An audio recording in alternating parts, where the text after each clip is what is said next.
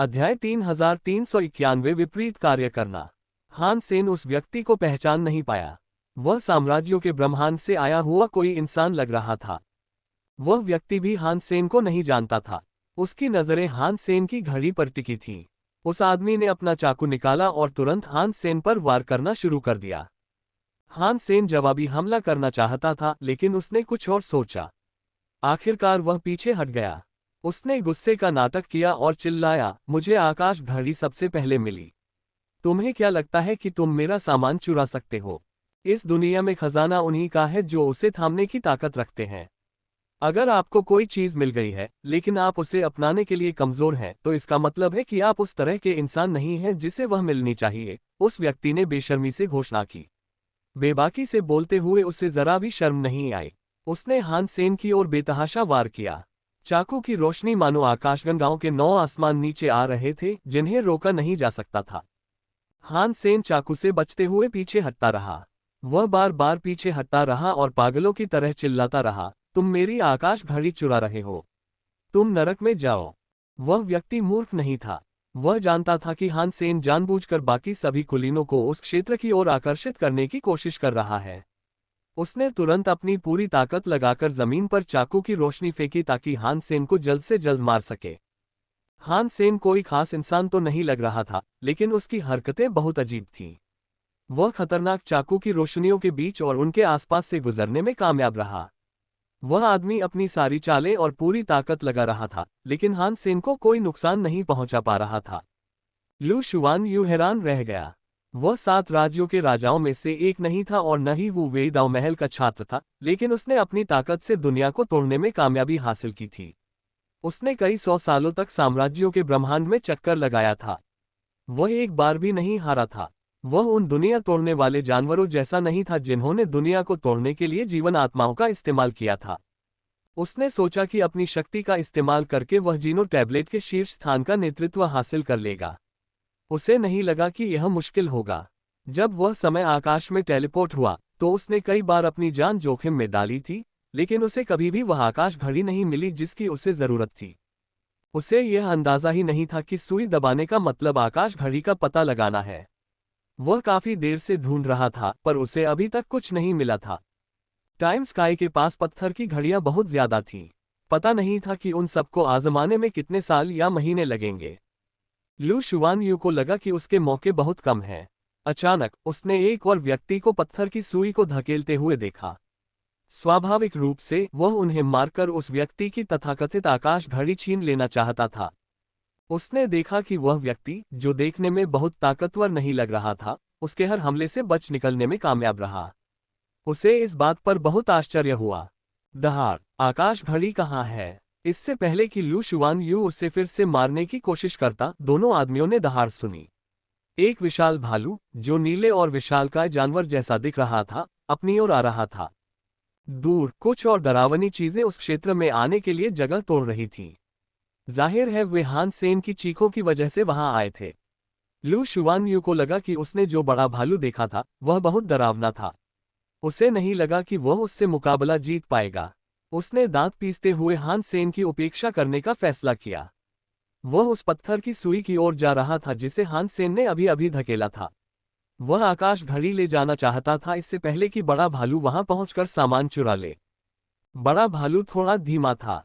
उसने लू शुआन यू को देखा, जो पत्थर की घड़ी की ओर बढ़ रहा था, लेकिन वह अंदाजा लगा सकता था कि वह क्या है। हालांकि भालू के लिए उसे रोकना बहुत देर हो चुकी थी।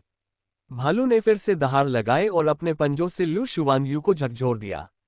एक बर्फीली नीली डरावनी रोशनी लू शुआन यू पर पड़ी। बहुत देर हो चुकी थी। लू शुआन यू पत्थर की सुई लेने जा रहा था। अचानक अंतरिक्ष से एक चांदी का तूफान आया। वह लू शुआन यू के सामने आ गया। उसके पास पत्थर की घड़ी को छोड़कर चांदी के तूफान पर प्रहार करके उसे तोड़ने के अलावा कोई चारा नहीं था। एक तेज आवाज हुई, जिसके परिणामस्वरूप चाकू की रोशनी के साथ साथ चांदी की रोशनी भी फूट पड़ी। उस बिखरी हुई चांदी की रोशनी में एक बड़ा चांदी का पक्षी आगे की ओर उड़ता हुआ दिखाई दिया। वह गुस्से में दिख रहा था और सीधे लू शुआन यू से लड़ने के लिए बढ़ा। इस तरह के व्यवधान ने ब्रेक वर्ल्ड के और भी कई जानवरों को इसमें शामिल होने के लिए प्रेरित किया। नतीजा ये हुआ कि पूरी जगह में अफरा तफरी मच गई। कई डरावने जीव आपस में लड़ रहे थे। वे सब उस पत्थर की घड़ी को अपने लिए चाहते थे। हान सेन बहुत पहले ही काफी दूर जा चुका था। उसने लू शुआनयू को ब्रेक वर्ल्ड के जानवरों से लड़ते देखा और मन ही मन कहा, लड़ो लड़ो, यहाँ जितने ज्यादा लोग मरेंगे मुझे उतने ही कम दुश्मनों से निपटना होगा। उनमें से किसी को भी जल्द ही स्काई क्लॉक नहीं मिलेगी। इसके बाद वह चला गया। उसे यकीन हो गया था कि जिन 2 पत्थर की घड़ियों की सुइयां उसने धकेली थीं, वे वो आकाश घड़ी नहीं थी जिसकी उसे तलाश थी। हान सेन ने सोचा, अगर सबको पता है कि आकाश घड़ी की सुई और दूसरी पत्थर की घड़ियों की सुइयां भी हिलाई जा सकती हैं, तो इसका मतलब है कि प्राचीन शैतान ने मुझसे झूठ नहीं बोला। समस्या का कुछ न कुछ संबंध मुझसे ही है। 90% संभावना है कि यह समस्या मेरे शरीर से जुड़ी है। इसी तरह मैं 2 घड़ियों की पत्थर की सुइयों को धकेल पाया। फिर वह ऐसी जगह गया जहां कोई नहीं था। उसने एक और पत्थर की घड़ी की सुई को धकेलने की कोशिश की। पहले की तरह वह पत्थर की सुइयों को आसानी से धकेल पाया। इसमें उसे ज्यादा ताकत नहीं लगानी पड़ी। जाहिर है, यह मेरे शरीर की समस्या है। अगर ऐसा न होता तो पत्थर की घड़ी से छेड़छाड़ नहीं की जा सकती थी। अगर मैं हर घड़ी को हिला पाऊंगा तो बहुत परेशानी होगी। इसका मतलब है कि मैं आकाश घड़ी नहीं ढूंढ पाऊंगा। हान सेन इस घटना से काफी परेशान था। उसने ऐसा कुछ और बार करने की कोशिश की, लेकिन हर बार उसे वही नतीजा मिला। अगर वह चाहता तो पत्थर की घड़ी की सुइयों को ठीक वहीं धकेल सकता था जहां वह चाहता। हान सेन ने मन ही मन कहा, इन सुइयों को बार बार दबाना बेकार है। मुझे नहीं पता कि मैं आकाश घड़ी कैसे ढूंढूंगा। फिर भी उसने हिम्मत नहीं हारी और हर पत्थर की घड़ी ढूंढने की कोशिश की जो उसे मिली। उसे अब भी उम्मीद थी कि उसे कुछ न कुछ जरूर मिलेगा। जाहिर है, उसकी किस्मत ने साथ नहीं दिया था। वह चलता रहा। उसने पत्थर की कई सुइयां धकेली, लेकिन उसे कुछ नहीं मिला। 1 घंटे बाद घंटी बजी। समय चक्र का तूफान फिर से उन्माद में बदल गया। इस बार हान सेन को समय चक्र के तूफान की चिंता नहीं थी। वह एक पत्थर की घड़ी के सामने खड़ा था, सुइयों के घूमने का इंतजार कर रहा था। बजट 12 घंटियां बजने के बाद हान सेन की पत्थर की घड़ी पंखे की तरह घूम गई। वह वामावर्त घूम रही थी। अगर कोई साधारण प्राणी वहां खड़ा होता तो वह अंडे में बदल जाता। हान सेन का दिल जोर से धड़क उठा। वह एक पत्थर की घड़ी के पास कूद गया और पत्थर की सुई दबाने के लिए हाथ बढ़ाया। जिस पत्थर की सुई को उसने छुआ था वह काम करना बंद कर गई। हान सेन ने एक हाथ से सुई को दबा दिया। नतीजतन सुई हिलना बंद हो गई। हान सेन को लगा कि सुई में उल्टी शक्ति है। अगर वह उसे छोड़ देता तो सुई बेतहाशा घूमने लगती। मैं सुई पकड़ लूंगा। अगर कोई पास आएगा तो मैं उसे छोड़ दूंगा। मुझे लड़ने की जरूरत नहीं है। वामावर्त शक्ति मेरे सभी दुश्मनों को मार सकती है। इन सभी पत्थर की घड़ियों की सुइयों को नियंत्रित कर पाना बहुत मददगार है। हान सेन सोच रहा था कि उसकी शक्तियां पूरी तरह से बेकार नहीं थीं। ये सोचकर हान सेन का दिल धड़क उठा। अगर मैं समय रुकने पर कोशिश नहीं कर सकता तो मैं उल्टा क्यों नहीं करता? शायद मुझे सुइयों को रोकने की कोशिश करनी चाहिए। अगर यह आकाश घड़ी होती तो ये रुकने के बजाय मुझसे लड़ सकती थी। हान सेन ने जैसा सोचा था वैसा ही किया। उसने समय की शक्ति का प्रहार थामे रखा और खोज जारी रखी। जब उसे एक पत्थर की घड़ी मिली तो उसने उसकी सुई को घूमने से रोक दिया। इतनी दूर चलने के बाद भी हान सेन को कुछ नहीं मिला। अचानक उसके सामने एक पत्थर की घड़ी दिखाई दी। सुई बेतहाशा घूम रही थी। वह इतनी तेज घूम रही थी कि अब सुई दिखाई नहीं दे रही थी। हान सेन ने कुछ देर तक उसे गौर से देखा। सुई लगातार वामावर्त घूम रही थी। उसकी गति के हिसाब से उसके क्षेत्र में आने वाला कोई भी प्राणी तुरंत अंडे में बदल जाता। हान सेन उस जगह में दाखिल हुआ। उसकी आंखें आश्चर्य से भरी थीं।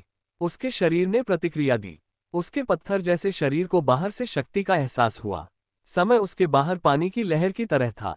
हान सेन ने अपनी त्वचा पर समय की नदी के प्रवाह और बहाव को महसूस किया। हालांकि समय के उल्टने से उसका शरीर हिला नहीं, फिर भी हान सेन को झटका लगा।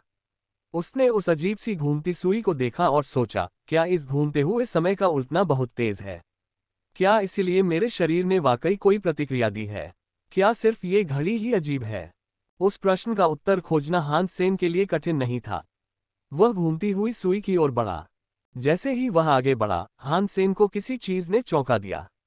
उसे बेहद खुशी हुई। जब वह सुई के पास गया तो सुई की गति बढ़ गई।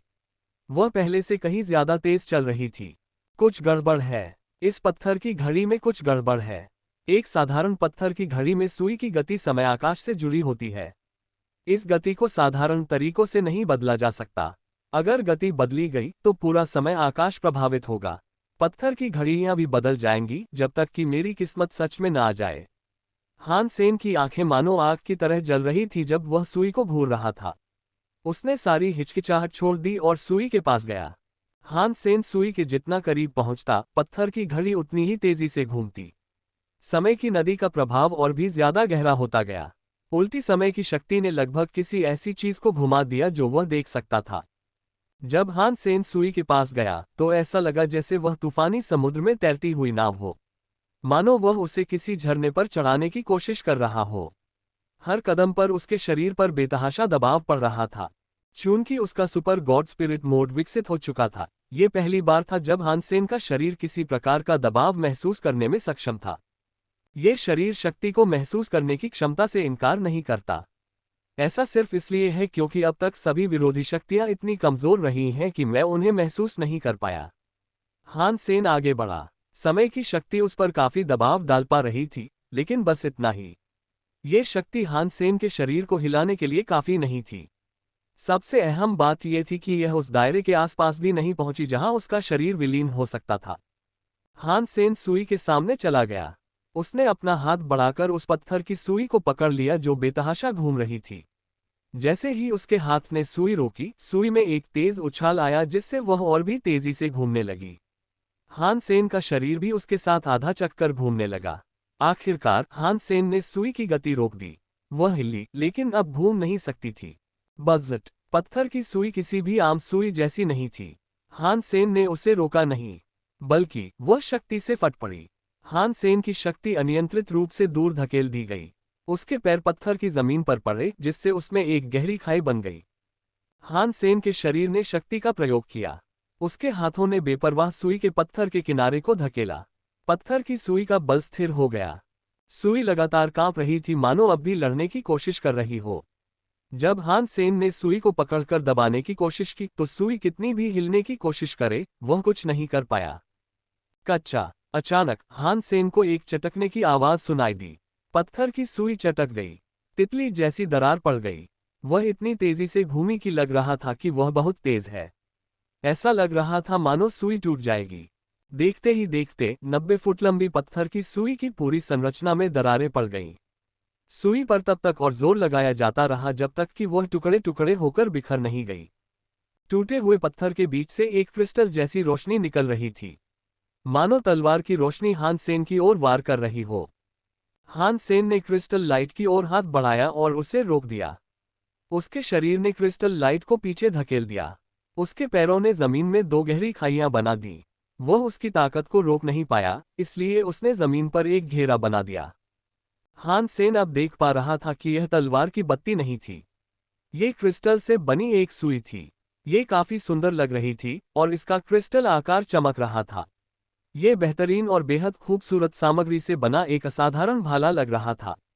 या तो यह ऐसा ही था या फिर यह एक अजीब क्रिस्टल जैसी तलवार लग रही थी जो बहुत बड़ी थी। क्रिस्टल की सुई उस समय तक पत्थर की सुई में ही थी। वह तभी प्रकट हुई जब उसके चारों ओर का पत्थर का खोल टूट गया। ये सही ही होगा, यह आकाश घड़ी ही होगी। हान सेन बहुत खुश था। उसका शरीर शक्ति का प्रयोग करता रहा और क्रिस्टल सुई की शक्ति उससे लड़ती रही। क्रिस्टल सुई की घूमने की गति अंततः धीमी होकर थमने लगी। कच्चा! कच्चा! हान सेन के पैरों के नीचे से और भी चटकने की आवाजें आ रही थीं। पत्थर की घड़ी के सामने कई बड़ी बड़ी दरारें फैल रही थीं। उस घड़ी के ऊपर एक क्रिस्टल लाइट जल रही थी। पत्थर की घड़ी जो टूट टूट कर बिखर रही थी, हान सेन को तुरंत एक क्रिस्टल घड़ी जैसी चीज दिखाई दी। चूंकि सुई जैसी शक्ति हान सेन से लगातार लड़ रही थी, इसलिए उस शक्तिशाली शक्ति ने पत्थर की घड़ी के खोल को बाहर से तोड़कर अपना असली रूप प्रकट कर दिया।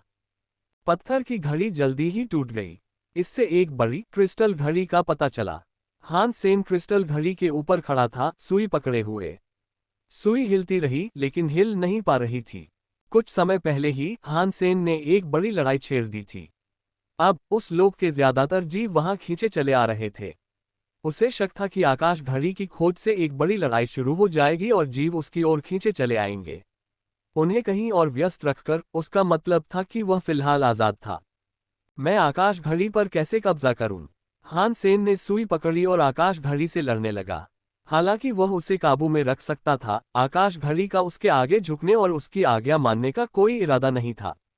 फिर भी उसने हान सेन की इच्छा के विरुद्ध लड़ने और उसे अधीन करने और उसके अधीन रहने की कोशिश की। हान सेन सोच ही रहा था कि आकाश घड़ी पर कैसे कब्जा करूं, तभी उसे लगा जैसे कोई आ गया हो। उसने पलटकर देखा तो प्राचीन शैतान उसकी ओर आ रहा था। उसका दिल धड़क उठा। प्राचीन शैतान किसी और समय क्यों नहीं दिखा? वह अभी क्यों दिखाई दे रहा है? क्या यह आदमी पूरे समय मेरा पीछा कर रहा था? हान सेन के दिमाग में प्राचीन शैतान के बारे में कई तरह के विचार कौंध रहे थे। प्राचीन शैतान आकाश घड़ी के पास गया और उस बड़ी क्रिस्टल घड़ी को देखकर मुस्कुराया और बोला, तुम्हारी किस्मत इतनी भी बुरी नहीं है। लगता है तुम आकाश घड़ी ढूंढने में कामयाब हो गए हो। हान सेन ने प्राचीन शैतान को घूरते हुए पूछा, प्राचीन शैतान, क्या तुम मेरा पीछा कर रहे हो? प्राचीन शैतान हंसा, तुम मेरा पीछा करते थे? मुझे लगा था कि अगर हम एक बार बदल जाए तो कोई बात नहीं। खैर, मुझे उम्मीद नहीं थी कि तुम इतने भाग्यशाली होगे कि कम समय में आकाश घड़ी ढूंढ लोगे। तुमने मेरी उम्मीदों से बढ़कर काम किया। हाँ, मुझे मिल गया, और जो मेरा है उसे कोई और नहीं चुरा सकता। हान सेन ने आंखें मूंदकर कहा, तुम अभी तक इसे जीत नहीं पाए हो, इसलिए ये तुम्हारा नहीं है। प्राचीन शैतान का चेहरा नहीं बदला। वह आकाश घड़ी के पास गया। हान सेन जानता था कि प्राचीन शैतान को अपनी जबान से समझाने की कोशिश करना लगभग बेकार था।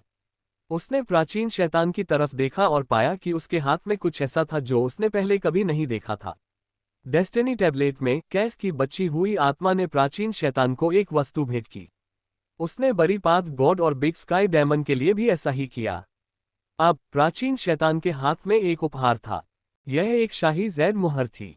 यह नीचे से सफेद और ऊपर से लाल थी। इसके चारों कोने सफेद जैड जैसे थे। ऊपर वाला जानवर लाल रंग का था। वह सील पर दुबका हुआ था। वह नुकीले मुंह वाला बंदर जैसा था। उसकी पीठ पर पंख थे। वह बहुत सुंदर लग रहा था। प्राचीन शैतान ने शाही जैड मुहर उसके हाथों में पहना दी। उसकी उंगलियां रक्तपिपासु की रीढ़ पर थीं। मुहर नीचे की ओर थी, इसलिए हान सेन पीछे छूटे निशान को नहीं देख सका। समय अभी भी गतिमान था। प्राचीन शैतान का इतने लंबे समय तक बिना पकड़े उसका पीछा करना इस बात का संकेत था कि उसने ऐसा करने के लिए कुछ खास किया होगा। वह शाही जैद सील पकड़े हुए आकाश घड़ी के पास पहुंच रहा था। उसने ही यह सब रचा होगा। उसके पास आकाश घड़ी को जीतने का कोई तरीका जरूर होगा। हान सेन को समझ नहीं आ रहा था कि वह आकाश घड़ी पर कब्जा कैसे कर सकता है। उसका दिल धड़क उठा। उसने अचानक क्रिस्टल सुई छोड़ दी और 2 कदम पीछे हट गया। वह क्रिस्टल सुई के घूमने वाले क्षेत्र से बाहर चला गया। क्रिस्टल सुई अभी भी हिलने की पूरी कोशिश कर रही थी। जब हान सेन ने उसे छोड़ा तो सुई पागलों की तरह घूमने लगी। देखते ही देखते उसने कई पूरे चक्कर लगा लिए। हान सेन का शरीर उस शक्ति को झेल सकता था। खामोश समय धारा के उल्टाव में हान सेन का शरीर मानो हिल ही नहीं रहा था। वह एक पहाड़ की तरह था। वह प्राचीन शैतान को घूर रहा था। प्राचीन शैतान अभी भी आकाश घड़ी से लगभग 2100 फीट दूर था। वह भी उल्टी समय धारा में था। उल्टी समय धारा ने उसे प्रभावित किया। जैसे ही प्राचीन शैतान के हाथों ने शाही जैड सील को पकड़ा, कुछ अजीब सी आवाजें निकली। सील के ऊपर बैठा खूनी जानवर लाल रोशनी से चमक रहा था। खूनी जानवर ने अपने पंख ऐसे फैलाए जैसे जिंदा हो। वह अजीब सी आवाजें निकाल रहा था। उसकी आंखें लाल थीं। हान सेन ने देखा कि प्राचीन शैतान समय उलट क्षेत्र में था, लेकिन उसका शरीर विकसित नहीं हो रहा था। ऐसा शाही जैद सील के ऊपर लगे रक्त पशु की वजह से हो रहा होगा। वह अजीब तरह से बदल रहा था और ऐसा लग रहा था जैसे वह जवान हो रहा हो। यह शाही जैद सील क्या है? क्या ये प्राचीन शैतान को समय के उल्टाव को स्वीकार करने में मदद कर सकती है? हान सेन ने भौहें चढ़ाईं और शाही जैद सील को देखा। वह चौंक गया। प्राचीन शैतान शाही जैद सील पकड़े हुए था। उसका शरीर लाल रोशनी में था। जैसे जैसे समय बीतता गया, वह आकाश घड़ी की ओर कदम बढ़ाता रहा। वह चलते हुए कहता रहा, इस वस्तु को कैस गॉड इंपीरियल जेड सील कहते हैं। ये गॉड कैस पार्टी का एक अवशेष है। ये गॉड कैस पार्टी की सत्ता का प्रतीक है। ये हर चीज से भरे आकाश को दबा सकता है। यह मेरे स्थान पर समय प्रत्यावर्तन शक्ति को सहन कर सकता है। लगता है तुम्हें आसमानी घड़ी पाने का रास्ता मिल गया है। हान सेन ने प्राचीन शैतान की ओर देखा जो बड़ी क्रिस्टल घड़ी के पार कदम रख रहा था। वह उसके आगे आगे चल पड़ा। मैं सचमुच तुम्हारा दुश्मन नहीं बनना चाहता, लेकिन आकाश घड़ी मेरे लिए बहुत महत्वपूर्ण है। मुझे इसे हासिल करना ही होगा। प्राचीन शैतान हान सेन के सामने रुका और आह भरी। मुझे आकाश घड़ी लानी ही होगी। देखते हैं हम में से किसके पास क्या है। वैसे हमने कभी भी एक साथ ठीक से लड़ाई नहीं की है। कम से कम आज इस एक बार हम एक दूसरे से लड़ेंगे। हान सेन प्राचीन शैतान के पास गया। वह बहुत गंभीर लग रहा था। कुछ लोगों को, चाहे वे कमजोर हो या मजबूत, कम नहीं आंका जाना चाहिए। प्राचीन शैतान भी ऐसा ही एक व्यक्ति था। लगता है यही है। प्राचीन शैतान के हाथ में अराजकता के देवता की शाही जेड सील थी, लेकिन उसने कोई शक्ति प्रकट नहीं की। ऐसा लग रहा था मानो वह कोई सामान्य इंसान हो। लगता है तुम्हारी शक्ति काफी हद तक ठीक हो गई है। हान सेन प्राचीन शैतान से 15 फीट दूर रुक गया। वे दोनों क्रिस्टल घड़ी के ऊपर थे। उसने समय को अपनी उल्टी शक्तियां उन पर जारी रखने दी। ये पहले से बेहतर होगा, प्राचीन शैतान ने ठंडे स्वर में कहा। बहुत अच्छा, मैं तुम्हारी शक्तियां देखना चाहता था, तो चलो। हान सेन ने अपना बायां हाथ उठाया और बाएं हाथ को चाकू की तरह इस्तेमाल किया। हान सेन कमजोर शक्तियों को महसूस नहीं कर पा रहा था, लेकिन उसकी इच्छा शक्ति अभी भी कायम थी। जब वह अपना हाथ उठाता तो दूसरों को ऐसा एहसास होता मानो उसकी उंगलियों के बीच आसमान और जमीन मौजूद हो। अगर हान सेन अपना बायां हाथ हिलाता तो मानो आसमान और जमीन दो टुकड़ों में बंट जाते।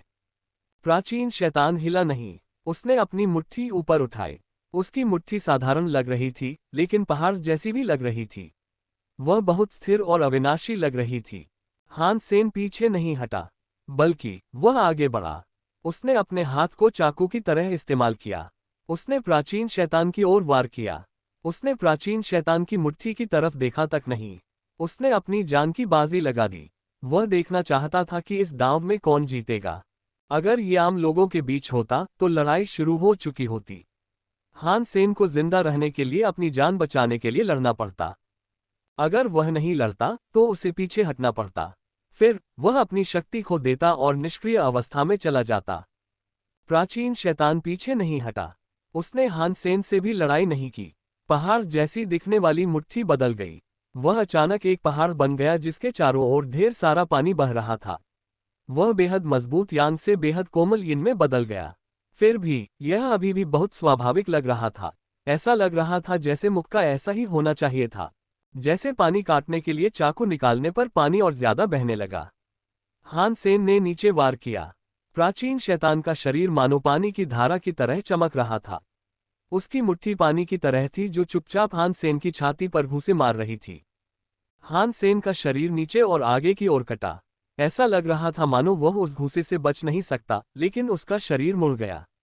इसने प्राचीन शैतान की मुट्ठी को रोक दिया और उसके शरीर को घुमा दिया। उसके हाथ ने प्राचीन शैतान के सिर पर वार कर दिया। हान सेन ने कई कुलीन लोगों को देखा था, लेकिन उसने कभी भी प्राचीन शैतान के समान किसी व्यक्ति का सामना नहीं किया था। हान सेन को हमेशा ताकतवर कुलीन लोगों से मिलना पड़ता था, जैसे सिक्स पाथर्स एम्परर या लोन बैम्बू। हर किसी की अपनी शैली और तकनीक होती थी। अगर लोग उन्हें न देखकर सिर्फ उनके हुनर पर ध्यान देते तो वे पहचान लेते कि वे कौन हैं। प्राचीन शैतान अलग था। वह बिल्कुल अलग इंसान जैसा था। अब वह कई अलग अलग चीजों का मिश्रण था। जब वह ताकतवर होता था तो बहुत दबंग होता था। जब वह नर्म होता था तो अप्रत्याशित होता था। उसे अपने मुंह पर कभी पछतावा नहीं होता था। वह इतना नर्म था कि बिना रुके 100 बार घूम सकता था। चाहे कोई भी हुनर हो, जब प्राचीन शैतान इसका इस्तेमाल करता था तो ऐसा लगता था जैसे वह पूरी तरह से व्यक्तित्व धारण कर रहा हो। वह एक बिल्कुल अलग इंसान बन जाता था। उसके हुनर का हर उदाहरण बेहतरीन होता था। हान सेन को प्राचीन शैतान से युद्ध करते हुए बहुत अजीब लग रहा था। इससे हान सेन को लग रहा था कि कुछ गड़बड़ है। ऐसा लग रहा था जैसे हर बार जब प्राचीन देवी अपनी तकनीक बदलती है तो वह किसी बिल्कुल अलग व्यक्ति से युद्ध कर रहा हो। प्राचीन शैतान सही समय पर सही काम करने में बहुत माहिर था, लेकिन वह आम लोगों से अलग था। वह हर काम बिना किसी खामी के बखूबी करता था। वह एक ऐसे खिलाड़ी की तरह था जो सब कुछ कर सकता था। चाहे वह किसी भी विषय या खेल में प्रतिस्पर्धा कर रहा हो, वह स्वर्ण पदक जीतता था और ऐसे कठिन करतब दिखाता था जिनकी दर्शक कभी उम्मीद भी नहीं कर सकते थे। हान सेन एक ऐसे इंसान थे जो हर तकनीक में माहिर थे, लेकिन उनके हर हुनर की अपनी एक अलग शैली थी। उनके पास जो भी हुनर था वो उनके हाथ में अंकित था। यही उनकी शैली थी। वो प्राचीन शैतान जैसे नहीं थे जो बार बार बदलते रहते थे। चाहे प्राचीन शैतान कितना भी बदल जाए, हान सेन अब भी उससे निपटने में सक्षम था। चाहे उसके कौशल या इच्छाशक्ति में कितना भी बदलाव आया हो, हान सेन अब भी उसे तोड़कर उससे निपटने में सक्षम था। उसके लिए ऐसा करना ज्यादा मुश्किल भी नहीं था। प्राचीन शैतान सदमे से चमक उठा। हान सेन ने भारी लगने वाली चीजों को ऐसे चलाया जैसे वे हल्की हों। धीरे धीरे उसने अपने विरोधियों के हमलों को कमजोर कर दिया। ऐसा करने के लिए वह बहुत ही सक्षम व्यक्ति लग रहा था। उसकी आभा बहुत शक्तिशाली थी। ऐसी आभा पहले सिर्फ बूढ़े नेता ने ही दिखाई थी। प्राचीन शैतान हान सेन के बारे में जो कुछ जानता था, उसके अनुसार वह व्यक्ति केवल 40 साल पहले ही पैदा हुआ था। इतने कम समय में वह इतना अभ्यास और सिद्धि कैसे कर पाया? वह इतिहास के किसी भी महानतम व्यक्ति जैसा था। हान सेन प्राचीन शैतान की भी बहुत प्रशंसा करता था। कई बार उसे लगता था कि उसके पास बढ़त है और वह प्राचीन शैतान को नुकसान पहुंचा सकता है, लेकिन प्राचीन शैतान हमेशा किसी और चकाचौंध भरी तकनीक के अचानक प्रकट होने से खुद को बचा लेता था। हान सेन कोई स्पष्ट, विशिष्ट बढ़त हासिल नहीं कर पाता था। यह अफसोस की बात है कि मुझे इस शरीर की शक्ति को नियंत्रित करने की आज़ादी नहीं है, वरना मेरे लिए प्राचीन शैतान को हराना आसान होता, हान सेन ने सोचा। वह सोच रहा था कि वह प्राचीन शैतान को कैसे हराएगा और उसे अपने से कैसे डराएगा। इससे पहले कि हान सेन कोई रास्ता खोज पाता, प्राचीन शैतान का शरीर हिल गया। वह युद्धभूमि से बाहर निकल गया। वह हान सेन से दूर खड़ा हो गया और बस उसकी ओर देखता रहा। क्या तुम हार मानने वाले हो? ये कहते ही हान सेन का दिल जोर से धड़कने लगा। उसने बस ये ध्यान रखा कि यह जाहिर न हो। प्राचीन शैतान ने हान सेन की तरफ देखा। उसने अचानक आंखें सिकोड़ लीं और मुस्कुराया। मैंने कहा था कि यह अजीब है और यही वजह है। तुम्हारे शरीर में जरूर कोई समस्या है। मुझे क्या समस्या हो सकती है? हान सेन जानता था कि प्राचीन शैतान को पता चल गया है कि उसके शरीर में कोई समस्या है, लेकिन उसके चेहरे पर चिंता के भाव नहीं दिखे। प्राचीन शैतान ने हान सेन की ओर देखा और कहा, मैं तुम पर हमला करने के लिए अलग अलग शक्तियों का इस्तेमाल कर रहा हूं, लेकिन तुम जिस शक्ति का इस्तेमाल करके जवाबी हमला करते हो, वह अलग है। ये बहुत छोटा सा अंतर हो सकता है, लेकिन इसका कुछ मतलब जरूर है। तुम्हारी शक्ति की प्रतिक्रिया में बहुत बड़ा अंतर है। जैसे जैसे मैं ज्यादा शक्ति छोड़ता हूं, तुम प्रतिरोध करने के लिए ज्यादा शक्ति वापस करते हो। अगर मैं कम शक्ति छोड़ता हूं, तो तुम भी कम शक्ति से उसका मुकाबला करते हो। मैं सोचता रहता हूं कि ऐसा होने की सिर्फ एक ही वजह हो सकती है, और वही है कि तुम्हारे शरीर में कोई समस्या है। तुम्हारी शक्ति का इस्तेमाल करना मुश्किल है। प्राचीन शैतान ने ये सब साफ साफ कह दिया। हान सेन ने कहा, भले ही मेरे शरीर में कोई समस्या हो, तुम मुझसे लड़कर आकाश घड़ी हासिल नहीं कर सकते। प्राचीन शैतान हंसा। अगर तुम्हारे शरीर को सक्रिय होने के लिए दूसरी शक्तियों की जरूरत है, तो जितनी ज्यादा शक्ति तुम्हें मिलेगी, तुम्हारी प्रतिक्रिया उतनी ही प्रबल होगी। अगर तुम पर कमजोर हमला हुआ है, तो तुम्हारी प्रतिक्रिया भी कमजोर होगी। अगर अभी हालात ऐसे ही हैं, तो मैं तुम्हारे हमलों को नजरअंदाज कर दूंगा। क्या इसका मतलब यह नहीं होगा कि तुम्हारे हमले इतने कमजोर हो जाएंगे कि वे मेरे शरीर पर असर नहीं कर पाएंगे? ऐसे में मुझे बस तुम्हें नजरअंदाज करना होगा। मैं जाकर आकाश घड़ी ले लूंगा। तुम कोशिश कर सकते हो। हान सेन जानता था कि अब चाहे वह कुछ भी कहे, वह प्राचीन शैतान के दिल और उसके द्वारा पैदा किए गए दृढ़ संकल्प को नहीं हिला सकता। बेशक प्राचीन शैतान ने अपने हाथ नीचे कर लिए और आकाश घड़ी की क्रिस्टल सुई की ओर बढ़ गया। उसने हान सेन के हमलों को नजरअंदाज कर दिया। हान सेन का चेहरा जस का तस था। उसने अपनी हथेली को चाकू की तरह इस्तेमाल किया और प्राचीन शैतान की गर्दन पर वार करने लगा। प्राचीन शैतान बहुत स्थिर था। उसने चकमा नहीं दिया। उसने हान सेन को अपनी गर्दन काटने दी। उसकी पलकें जरा भी नहीं झपकी। हान सेन का हाथ प्राचीन शैतान की गर्दन पर वार करने ही वाला था कि अचानक एक बदलाव आया। उसके हाथ की दिशा बदल गई। ऐसा लगा जैसे बिजली प्राचीन शैतान की शाही जैद सील पर टूटकर गिरने वाली हो। प्राचीन शैतान को इसकी उम्मीद थी। उसने शाही जैद सील पकड़ी और दूर हट गया। उसका शरीर झुक गया, जिससे हान सेन के हाथ का चाकू छूट गया। तुम्हारे शरीर में निश्चित रूप से कोई बड़ी समस्या है, प्राचीन शैतान ने हान सेन से कहा। तो क्या? हान सेन ने ठंडे स्वर में पूछा। प्राचीन शैतान को ज्यादा जल्दी नहीं थी। वह हंसा और बोला, अभी मुझे समय पलटने वाली शक्तियों को सहने के लिए शाही जेड सील की जरूरत है। इसीलिए मैं अभी भी तुमसे डरता हूं। 1 घंटे में समय रुक जाएगा। फिर मुझे शाही जेड सील की शक्ति की जरूरत नहीं रहेगी। एक बार ऐसा हो जाए तो तुम्हें क्या लगता है तुम मुझे कैसे रोक पाओगे? हान सेन ने अपने होंठ चाटे। मत भूलना कि यह आकाश घड़ी है।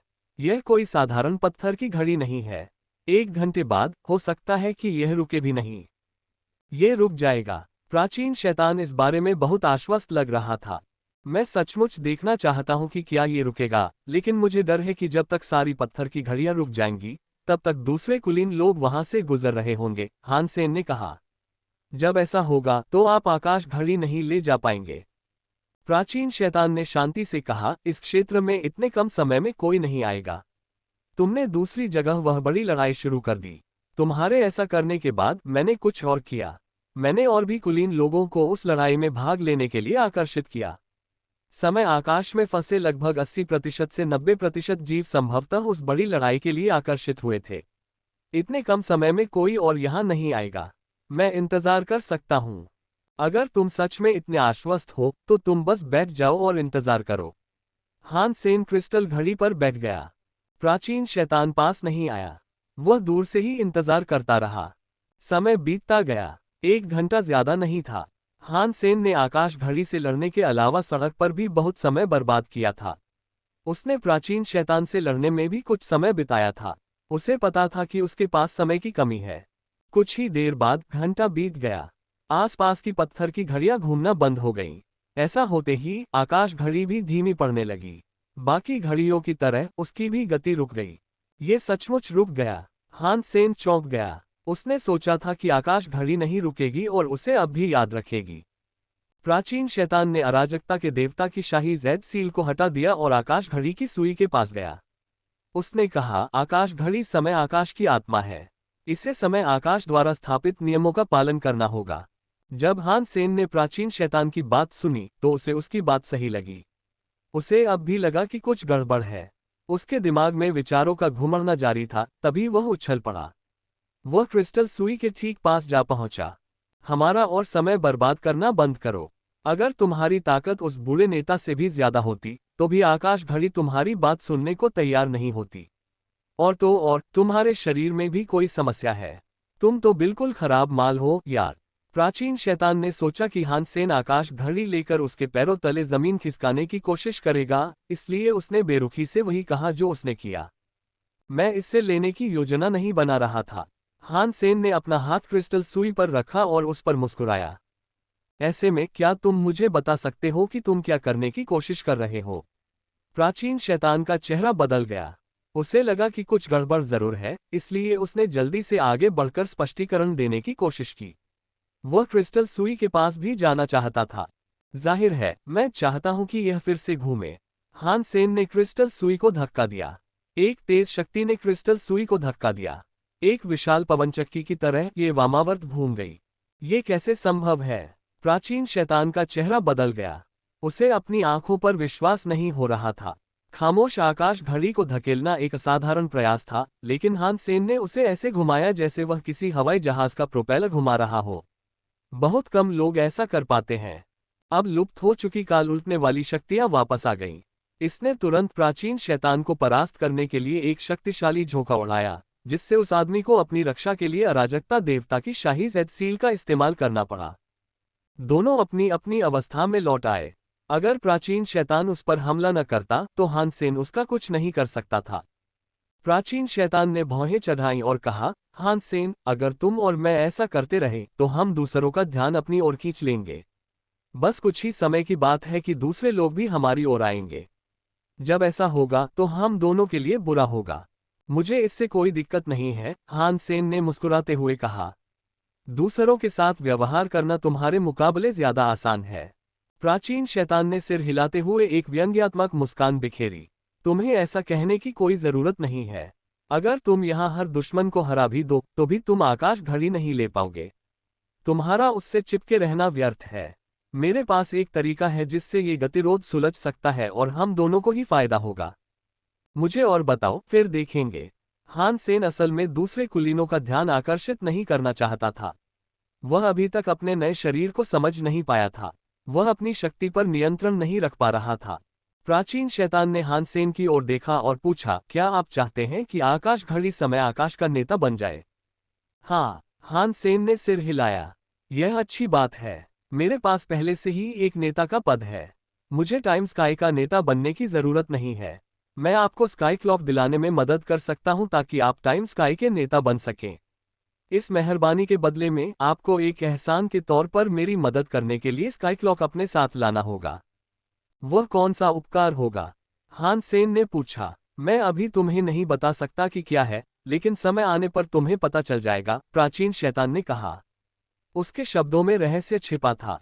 ऐसा लेन देन कैसे हो सकता है? अगर तुम्हारी गुप्त कृपा मुझे मार डालने की है, तो क्या तुम सचमुच उम्मीद करते हो कि मैं खुद को मार डालूं? हान सेन ने अपने होंठ सिकोड़े। प्राचीन शैतान हंसा, क्या तुम मुझसे इतना वादा कर सकते हो? हान सेन का चेहरा लाल हो गया। वह जल्दी से फिर से एक सामान्य आदमी की तरह दिखने लगा और पूछा, अगर तुम्हें मेरी बात पर यकीन नहीं है, तो क्या तुम्हें इस बात की चिंता नहीं है कि समय आने पर मैं अपना वादा तोड़ दूंगा? यह एक बहुत बड़ा खतरा है ना? हम अच्छे दोस्त नहीं हैं। हो सकता है कि आप अब तक के सबसे भरोसेमंद इंसान न हो, लेकिन मैं हमेशा लोगों को संदेह का लाभ देने को तैयार हूं। और तो और, आपकी भी कुछ सीमाएं हैं। आप उन लोगों में से नहीं हैं जो वादे पूरी तरह तोड़ देते हैं। इस बात पर मैं पूरा भरोसा करने को तैयार हूं। अगर मैं आपके बारे में ऐसा नहीं सोचता तो मैं आपके साथ काम करने के बारे में सोच भी नहीं सकता। प्राचीन शैतान मुस्कुराया। आपने अभी जो कहा है वो ज्यादा बुरा नहीं है, हान सेन ने कहा।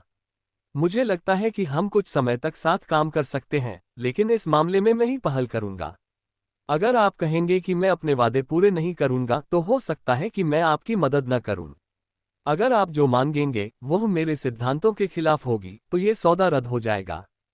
जरूर, मुझे इससे कोई आपत्ति नहीं है। यही सौदा है। मैं तुम्हें आकाश घड़ी लेने और टाइम स्काई लीडर बनने में मदद करूंगा।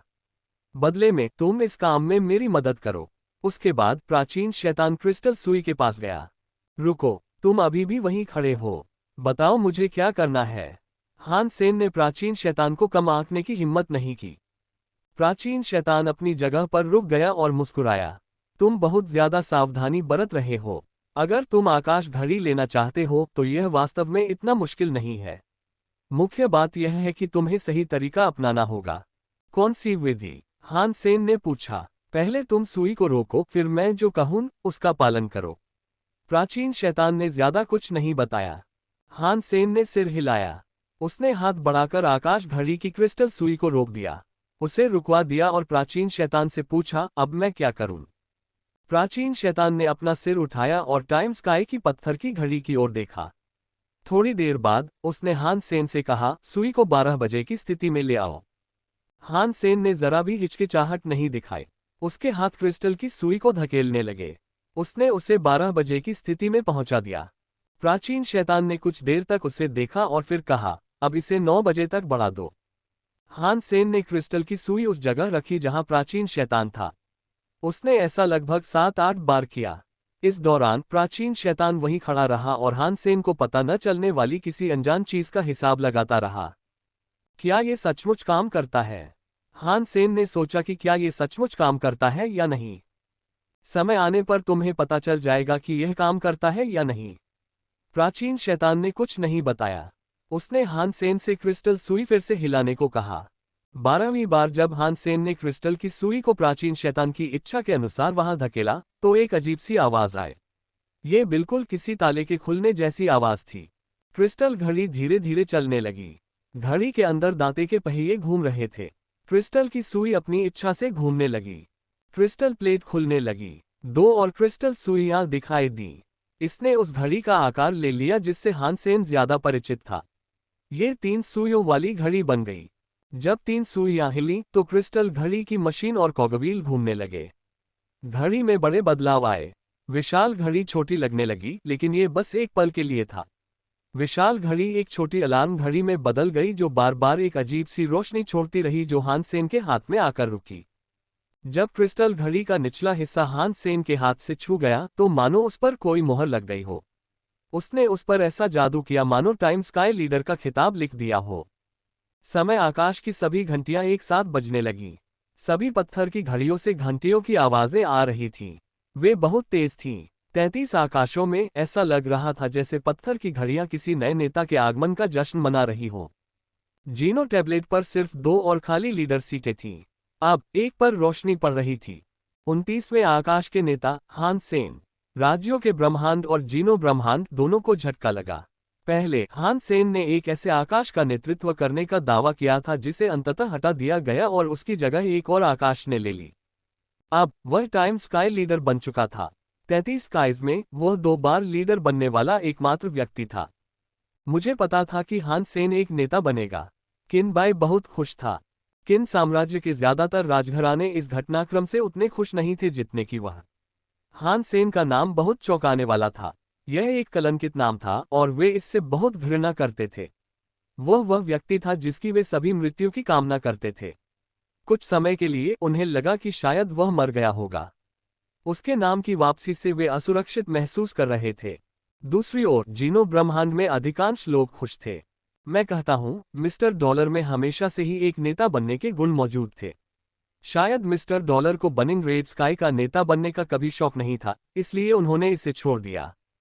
मिस्टर डॉलर बहुत दबंग हैं। टाइम स्काई का लीडर बनना बर्निंग रेड स्काई का लीडर बनने से कहीं ज्यादा मुश्किल है। ब्रह्मांड के कई कुलीन लोग टाइम स्काई पर कब्जा करने की कोशिश कर रहे थे, लेकिन कोई भी कामयाब नहीं हो सका।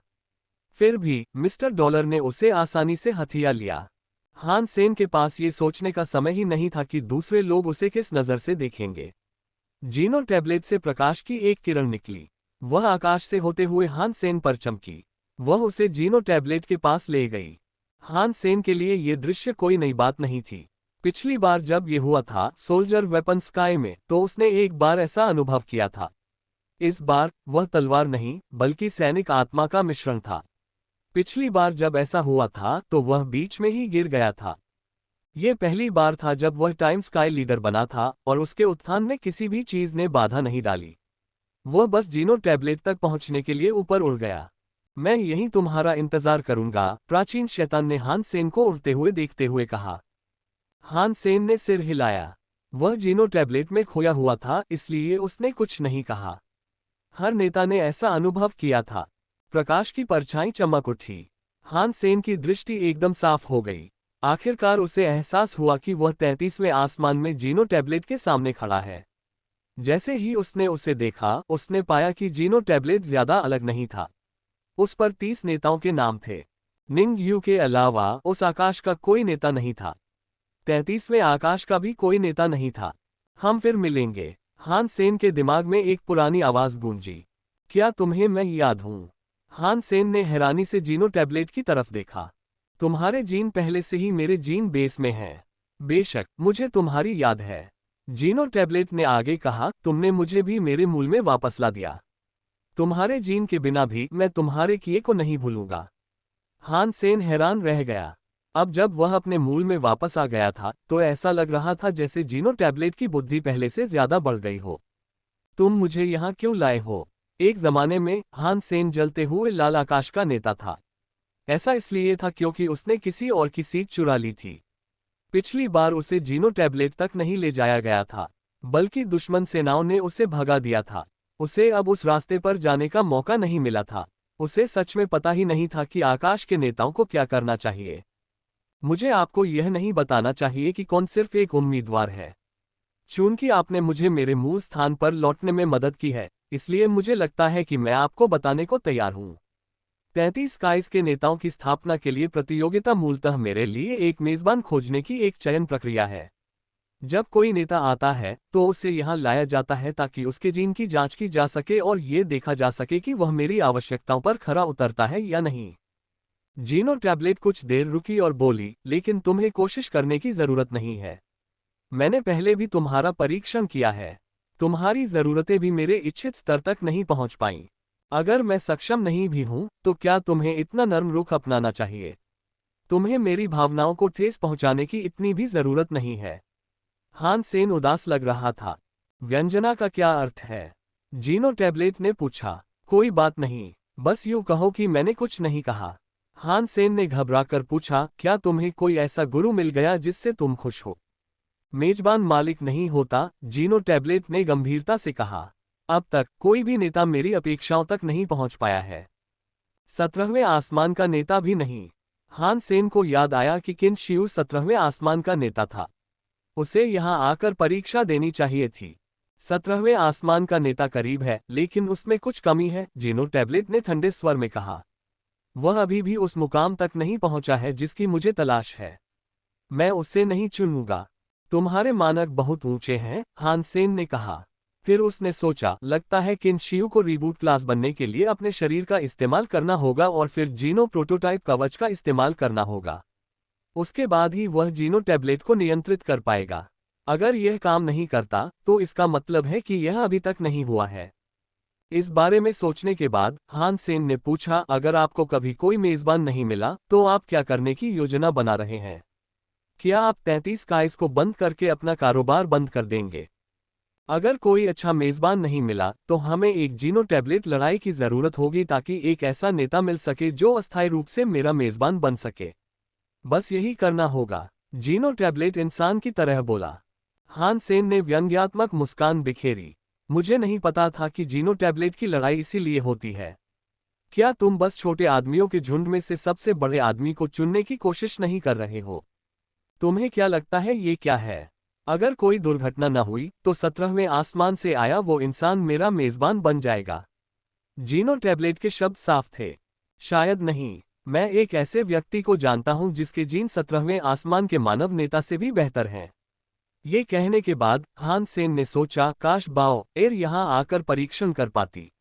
शायद वह जीनो टैबलेट की मास्टर बन जाती। अगर किन शियू वह आखिरी कदम उठा भी लेती है तो भी ब्रह्मांड को फिर से शुरू करना आसान नहीं होगा। 33 आसमानों के मौजूदा नेताओं में से अभी तक कोई भी उससे बड़ा नहीं हुआ है। मैं तुम्हें भी इसमें शामिल कर रहा हूं। कम से कम जीनो टैबलेट तो ईमानदार था। हान सेन ने अपनी नाक रगड़ी।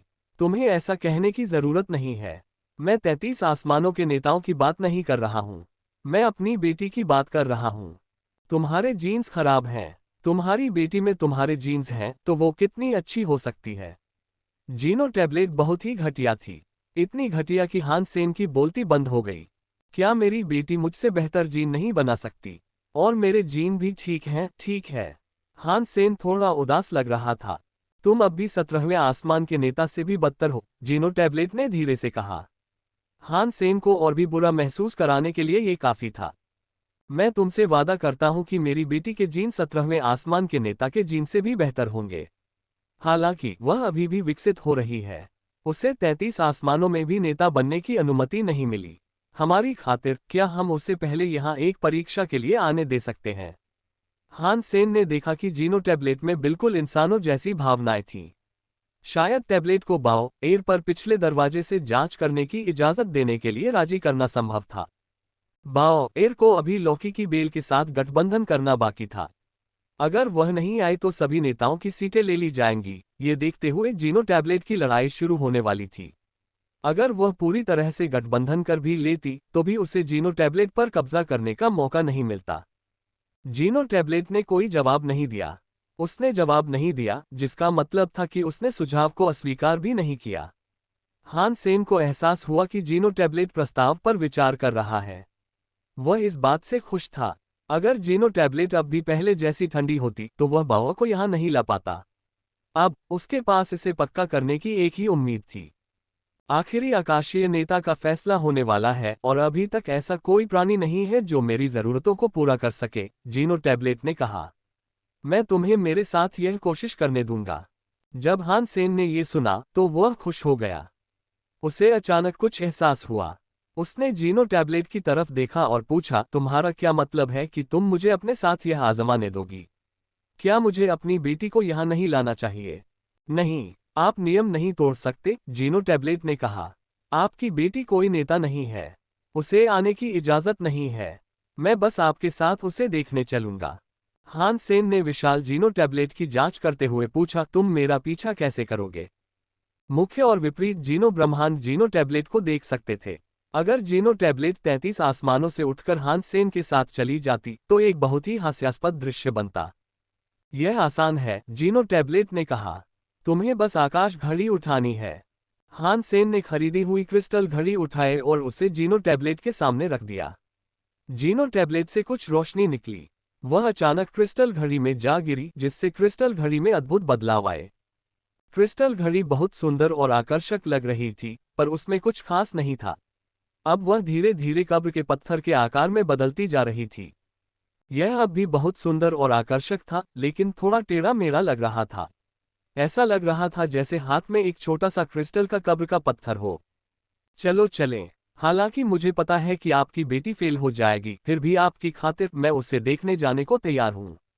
क्रिस्टल घड़ी से जीनो टैबलेट की आवाज आए। क्रिस्टल घड़ी की प्लेट पर 3 वक्र थे।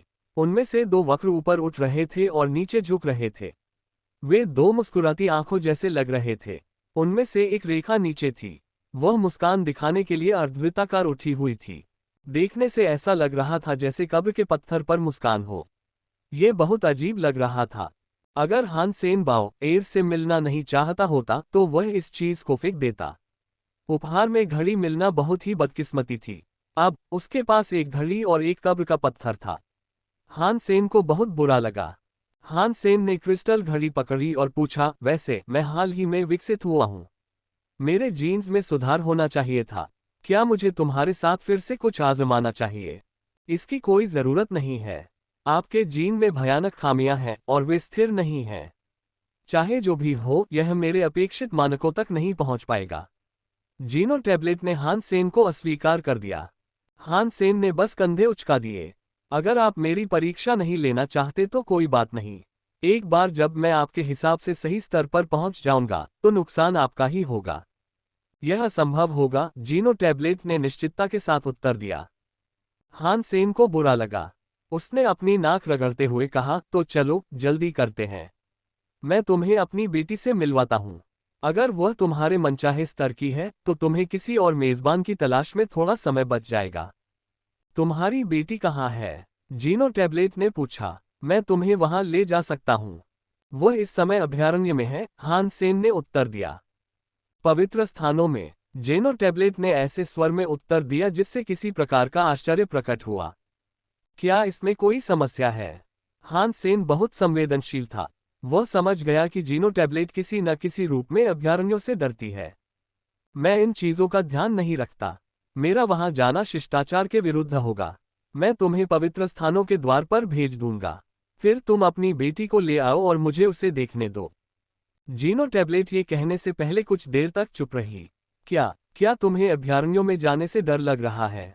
हान सेन ने उस पट्टिका को पागल बनाने की कोशिश की।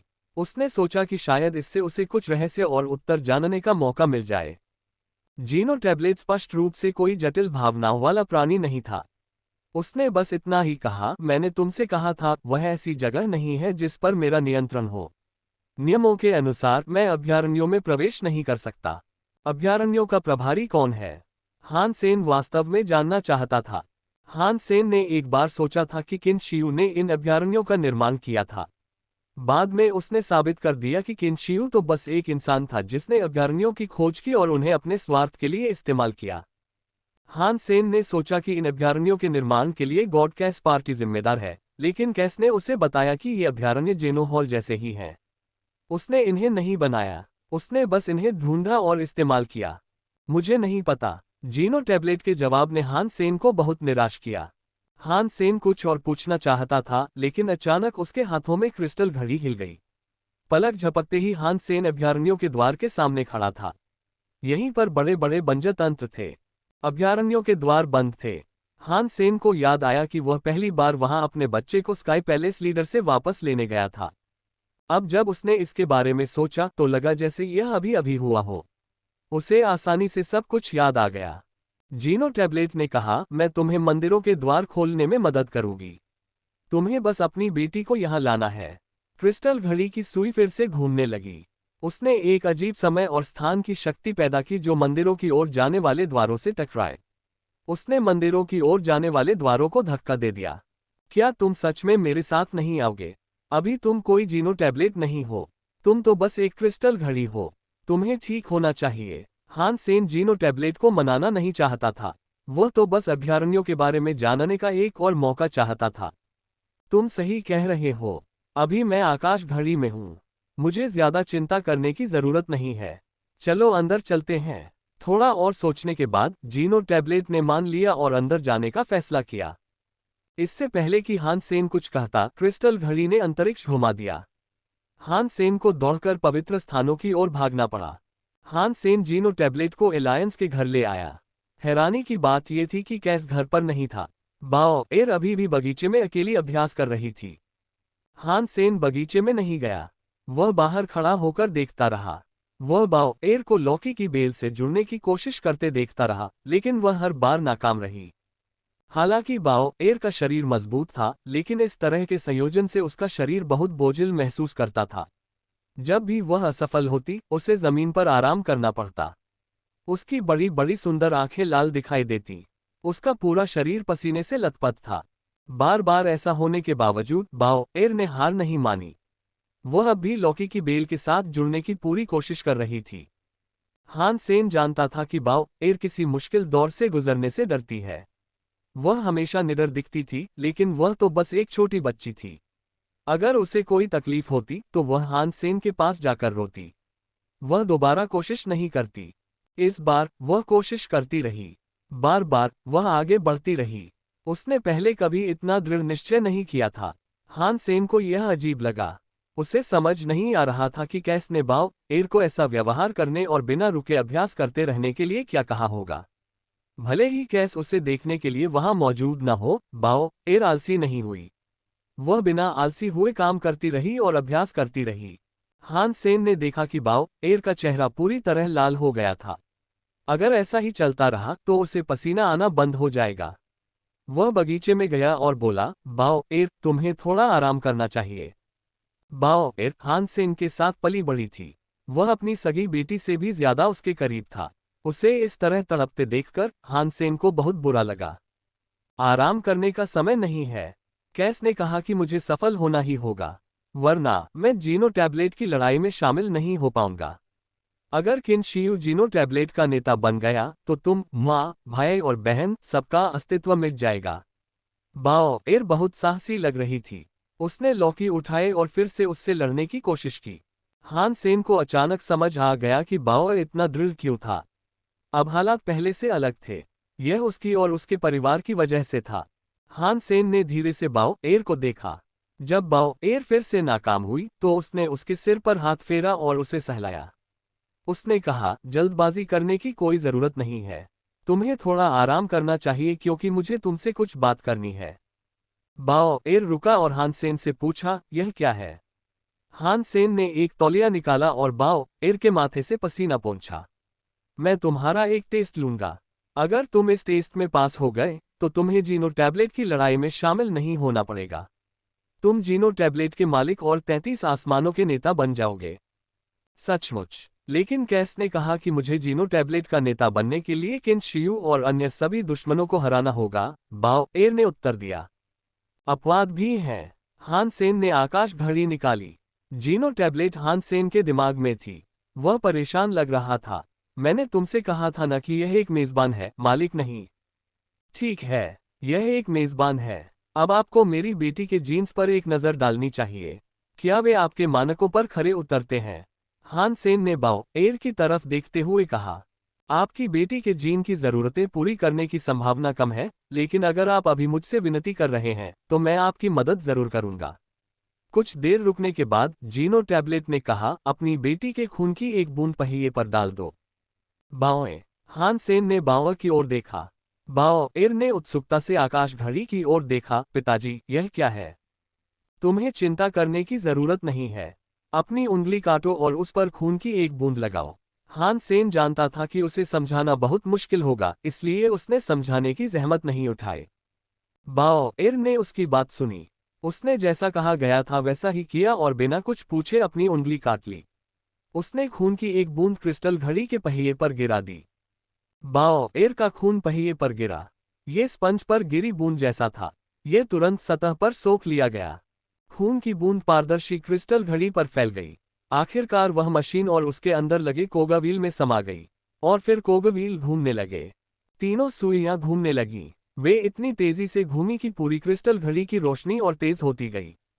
ये स्थिति 1 घंटे तक चली।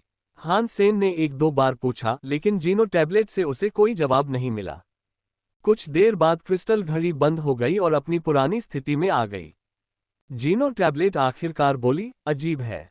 क्या वह सचमुच तुम्हारी बेटी है? वह मेरी बेटी है, हान सेन ने कहा। क्या तुम्हें इससे कोई परेशानी है? नहीं, कोई समस्या नहीं है, जीनो टैबलेट ने धीरे से कहा। सबसे ज्यादा मुझे जिज्ञासा है। देखिए, उसके जीन का एक बड़ा हिस्सा आपके जीन से काफी मिलता जुलता निकला। अगर वह आपकी बेटी है तो उसके सभी जीन आपके जीन से जुड़े होने चाहिए, है ना? उसके शरीर में और भी जीन हैं और वे 17वें आसमान के नेता के जीन से बेहद मिलते जुलते हैं। हान सेन ने सोचा, जाहिर है वे करीब हैं। किन शियू बाओ एर के माता पिता के जीन से ही बना है।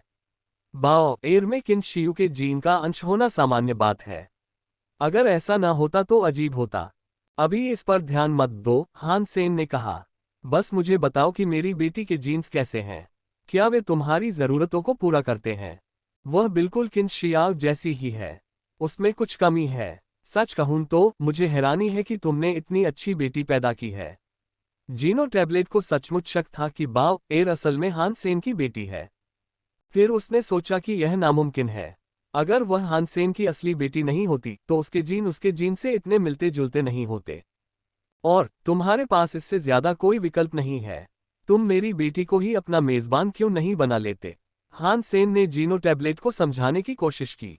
जीनो टैबलेट ने इस सुझाव पर जरा भी विचार नहीं किया। उसने हान सेन को तुरंत मना कर दिया।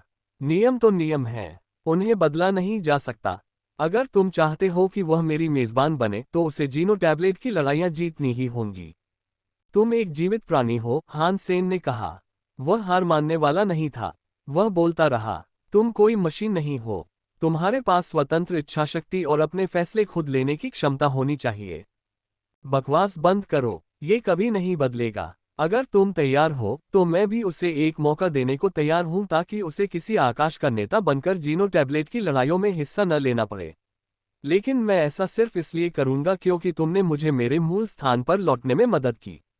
तुमने जो किया उसके लिए तुम विशेष सम्मान के हकदार हो, वरना तुम्हें ये सब फायदे नहीं मिलते जो मैं तुम्हें दे रहा हूं।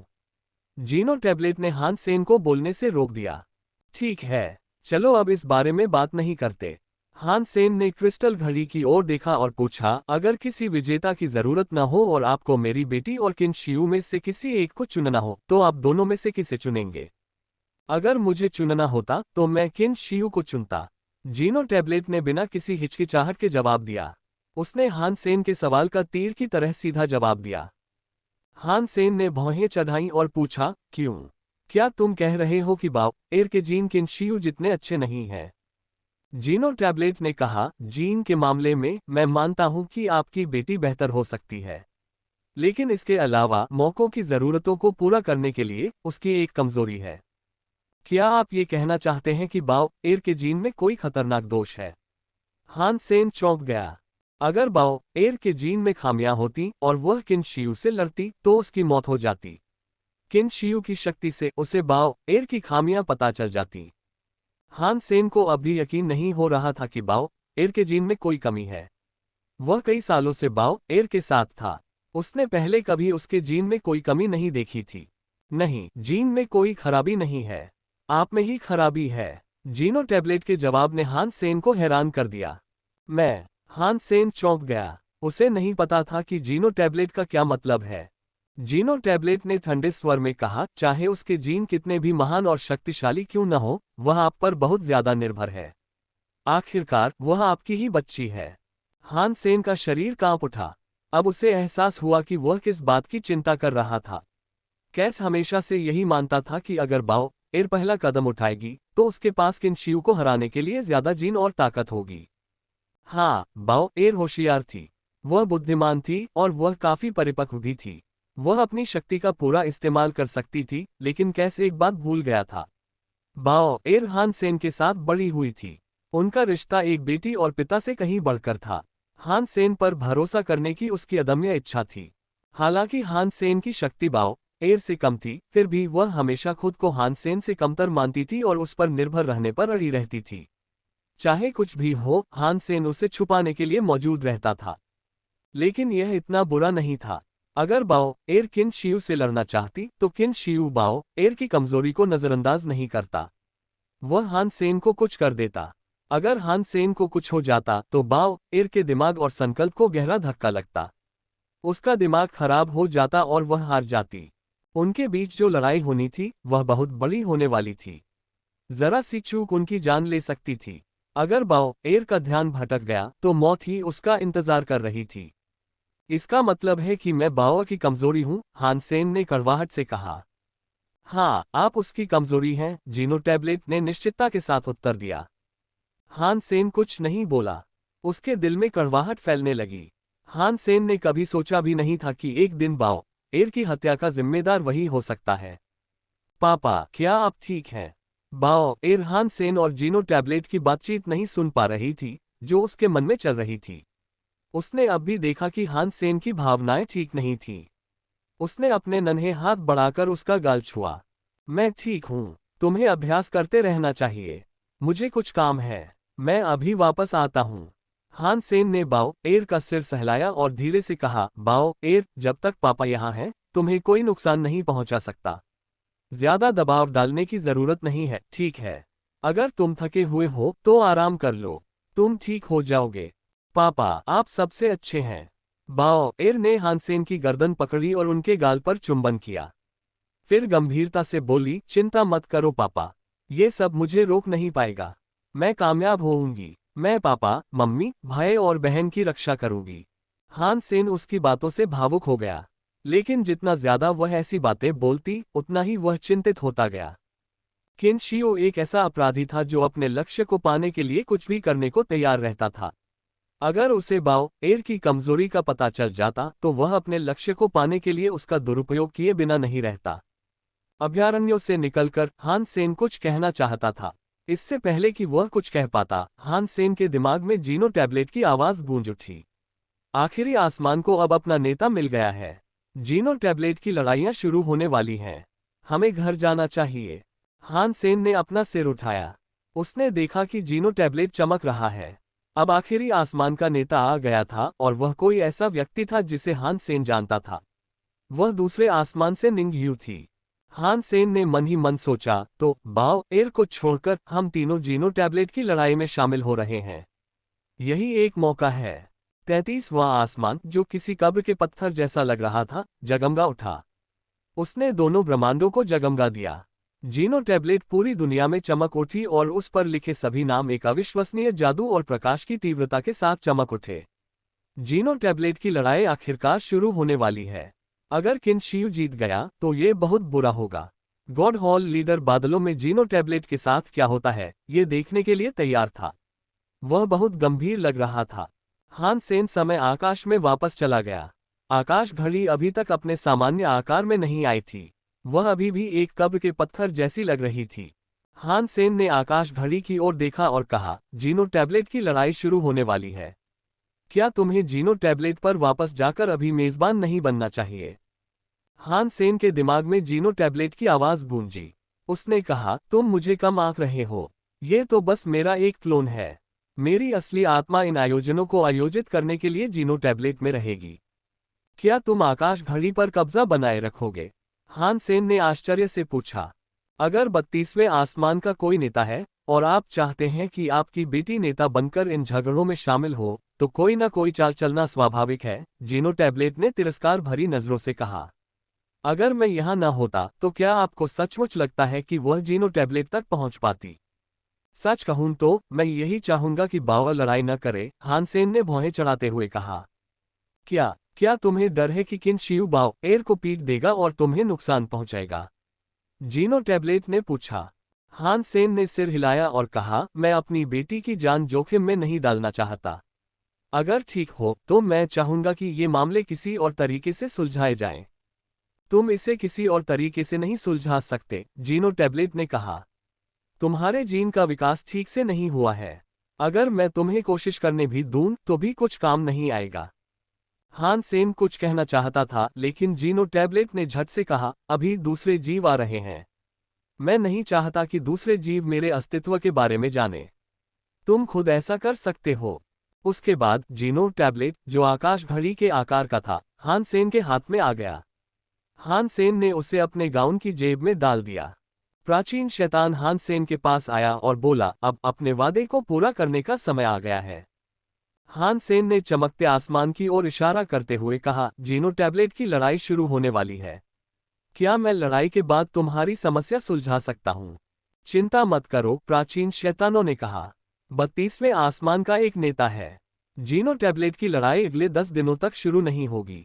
अगले 10 दिनों के दौरान 33वें आसमान पर आने वाला कोई भी प्राणी पुराने नेताओं को चुनौती दे सकता है। अगर वे जीत जाते हैं तो वे नए नेता बन सकते हैं। उन्हें जीनो टैबलेट के असली मुकाबले में शामिल होने की अनुमति होगी। सच में, हान सेन को लगा कि वह बकवास कर रहा है, लेकिन असल में वह जीनो टैबलेट से यही कह रहा था। वह जानना चाहता था कि जीनो टैबलेट उसे सच बता रही है या नहीं। वह सही है, जीनो टैबलेट ने उत्तर दिया। 10 दिन, इससे हमें ये काम करने के लिए काफी समय मिल जाएगा। अगर सब कुछ ठीक रहा तो हमें बस 1 दिन की जरूरत पड़ेगी। प्राचीन शैतान जीनो टैबलेट को बोलते न सुन सका न देख सका। उसने सीधे हान सेन से बात की। हान सेन ने प्राचीन शैतान की ओर देखा और पूछा, हाँ, लेकिन क्या तुम मुझे बता सकते हो कि तुम्हें आकाश घड़ी किस लिए चाहिए? मैं तुम्हें बस इतना बता सकता हूँ कि मुझे आकाश घड़ी की जरूरत है क्योंकि उसमें समय को उल्टने की शक्ति है, प्राचीन शैतान ने कहा। मैं एक पुरानी चीज को फिर से जवान बनाना चाहता हूँ। अगर चीजें सचमुच ऐसी हैं तो आप उस चीज को टाइम स्काई में ला सकते हैं। जब समय का पहिया घूमे तो बस एक ऐसा समय क्षेत्र चुने जहां उल्टी दिशा में घूमने वाली सुइयां हो। हान सेन को इस पर यकीन नहीं हुआ। प्राचीन शैतान ने अपना सिर हिलाया। अगर चीजें इतनी आसान होती तो मैं समय आकाश में नहीं आता। वह चीज पुरानी और अनोखी है, इसलिए साधारण शक्तियां उसे बदल नहीं सकती। केवल आकाश घड़ी की उल्टी समय शक्तियां ही उसे युवा बना सकती है, और यह केवल एक संभावना है। अगर यह काम नहीं करता तो मेरे पास कोई दूसरा रास्ता ढूंढने के अलावा कोई विकल्प नहीं होगा। ऐसे में तो मुझे तुम्हारे साथ चलना ही होगा। हान सेन ने उसे मना नहीं किया। वह जानना चाहता था कि प्राचीन शैतान किस चीज की बात कर रहा है। प्राचीन शैतान ने कंपनी पर कोई आपत्ति नहीं जताई। वह हान सेन के साथ टाइम स्काई छोड़कर जीनो ब्रह्मांड में वापस चला गया। क्या तुम आउटर स्काई जा रहे हो? हान सेन चौंक गया। प्राचीन शैतान उसे एक ऐसी जगह ले गया जहां परमपिता परमेश्वर रहते थे। वह जगह आउटर स्काई थी। आउटर स्काई पर ब्रेक वर्ल्ड के कई जानवरों ने कब्जा कर लिया था। अब वहां आम जीव नहीं रह सकते थे। पूरा आउटर स्काई बदल चुका था। ये पहले जैसी जगह से बिल्कुल अलग जगह थी। यहां तक कि हान सेन भी ब्रेक वर्ल्ड के जानवरों का शिकार करने के लिए बाहरी आकाश में जाने की हिम्मत नहीं करेगा। प्राचीन शैतान ने सिर हिलाया और कहा, हाँ, ये बहुत पुरानी और अनोखी वस्तु बाहरी आकाश में रहती है। अगर तुम इसे वापस जिंदा करने में मेरी मदद कर सको तो हमारी दुश्मनी दूर हो जाएगी। मैंने कहा था कि जब तक यह मेरे सिद्धांतों से टकराता नहीं, मैं तुम्हारी मदद करने को तैयार हूं। हान सेन थोड़ा रुका, लेकिन फिर उसने अपनी बात जारी रखते हुए कहा, आउटर स्काई एक बड़ी जगह है और ब्रेक वर्ल्ड के जानवर हर जगह मौजूद हैं। अगर मुझे डर नहीं भी लग रहा है तो भी ये परेशानी का सबब होगा। मैं यहाँ ज्यादा समय बर्बाद नहीं करना चाहता। चिंता मत करो, मैं तुम्हें यहाँ सिर्फ इसलिए ला रहा हूँ क्योंकि मुझे पता है कि वह कहाँ है। मुझे एक रास्ता पता है जो हमें वहां तक ले जाएगा। वह रास्ता ऐसा होगा जिससे कोई परेशानी नहीं होगी। प्राचीन शैतान बहुत आश्वस्त लग रहा था। हान सेन को प्राचीन शैतान का पीछा करते हुए बाहरी आकाश तक जाना पड़ा। प्राचीन शैतान पहले से ही जानता था कि कैसे घूमना है। वह जंगल में इधर उधर घूमता रहा। दोनों आधे दिन से ज्यादा समय तक बिना किसी जानवर का सामना किए चलते रहे। हम लगभग पहुंच ही गए हैं। जिस चीज की मैं बात कर रहा हूं वह वही है। प्राचीन शैतान ने बोलते हुए एक जगह की ओर इशारा किया। हान सेन ने देखा। जो उसने देखा उससे वह चौंक गया, इसलिए उसने पूछा, क्या यह मेरा लेक नहीं है? क्या वह चीज जिसके बारे में तुम बात कर रहे हो मेरा लेक में है? हाँ, प्राचीन शैतान ने तुरंत इसकी पुष्टि कर दी। चूंकि हम पहले से ही यहाँ हैं, इसलिए समय आ गया है कि आप मुझे बताएं कि आप क्या करना चाहते हैं, हान सेन ने भौहें चढ़ाते हुए कहा। तुम्हें जल्द ही सब कुछ पता चल जाएगा। तुम हमेशा इतनी जल्दी में क्यों रहते हो? प्राचीन शैतान ने अभी तक हान सेन को यह नहीं बताया था कि वह क्या चाहता है। वह मिरर लेक की ओर चला गया, लेकिन उसे समझ नहीं आ रहा था कि वह क्या ढूंढ रहा है। हान सेन को लगा कि मिरर लेक उस एंटीमटीरियल दुनिया से जुड़ी है, जो असल में राज्यों का ब्रह्मांड था। वह जानता था कि बाहरी आकाश और राज्यों के ब्रह्मांड के बीच एक बड़ी खाई है। वह खाई 33 आकाश थे। ऐसा नहीं लगता था कि वहां से राज्यों के ब्रह्मांड की कोई वस्तु लाना संभव होगा।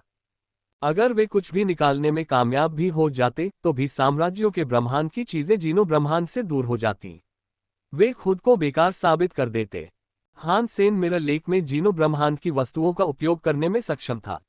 वह 4 भेड़ों के घन का प्रभावी ढंग से उपयोग करने में सक्षम था। वह जीनो ब्रह्मांड में इसका काफी उपयोग कर सकता था और ये लोगों को राज्यों के ब्रह्मांड में भी भेज सकता था। ये थोड़ा डरावना था। अगर मिरर लेक राज्यों के ब्रह्मांड से नहीं जुड़ती तो असल में कहाँ जुड़ती है? प्राचीन शैतान जिस चीज का जिक्र बार बार कर रहा है वह क्या है? हान सेन अंदाजा लगा रहा था। प्राचीन शैतान झील के कोहरे में गौर से देख रहा था। थोड़ी देर बाद वह अचानक उसमें कूद पड़ा और सीधे मिरर लेक के बादलों में जा गिरा। उसने हान सेन से कहा, मेरे पीछे आओ, मुझे खोना मत। मिरर लेक के नीचे जगह बहुत अस्त व्यस्त थी। धुंध में भौतिक विरोधी शक्तियां उमड़ रही थीं।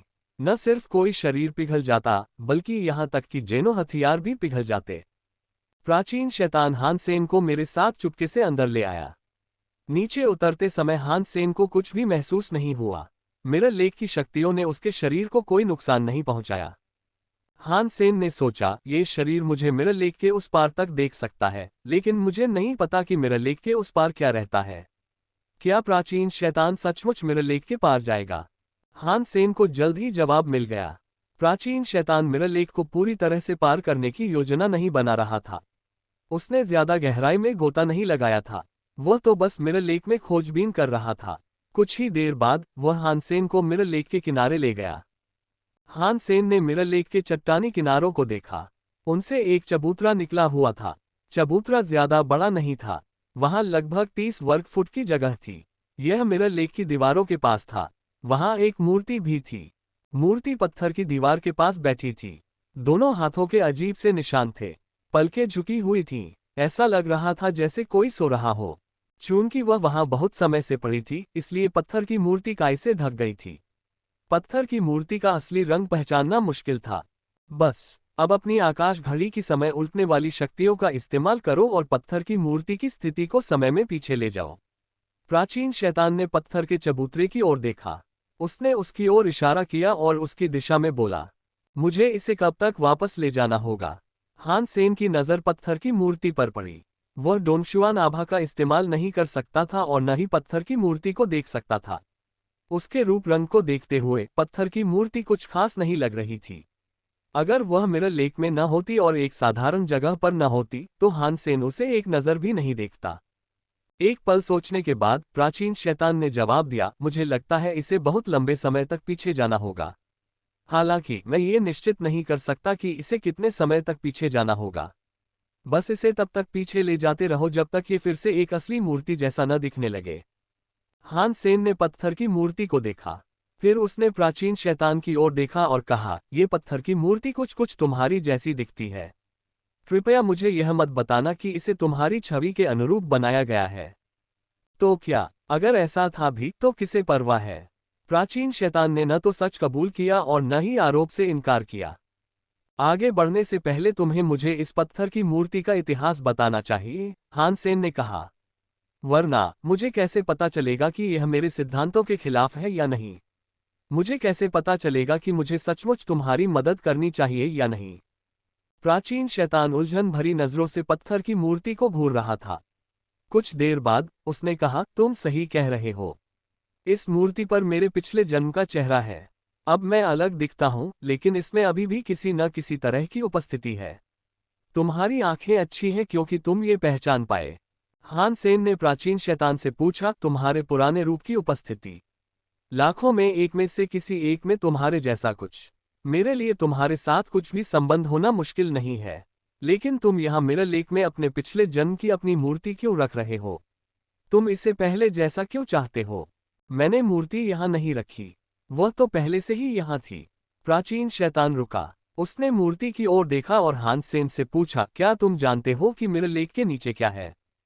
हान सेन ने कहा, मुझे लगा था कि मिरर लेक जीनो ब्रह्मांड और साम्राज्यों के ब्रह्मांड के बीच एक सुरंग है।